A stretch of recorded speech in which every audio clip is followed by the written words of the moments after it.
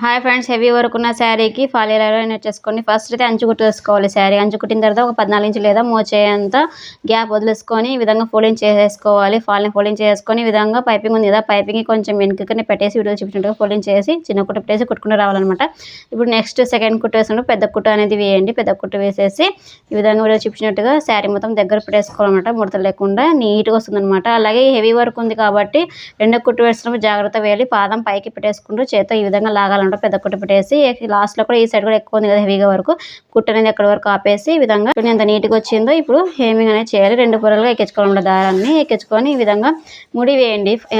Hemming అనేది blouse చేసినట్టు చేయకుండా ముడి వేసేసుకుంటూ చేయాలన్నమాట. ఈ విధంగా లాస్ట్లో ఈ విధంగా ముడి వేసేస్తే హేమింగ్ అనేది పర్ఫెక్ట్ అయిపోయినట్టు అనమాట. ఈ విధంగా పెద్ద కుట్టు ఉంది, పెద్ద కుట్టు అనేది విప్పేసేయాలి. ఫాల్ అనేది ఎప్పుడైనా కానీ నీ వాటిలో తడిపేసి ఆడిన తర్వాత ఫాల్ శారీ ముడత లేకుండా ఎంత నీట్గా వచ్చిందో చూడండి. కామెంట్ చేయండి. ఏమైనా డౌట్ ఉంటే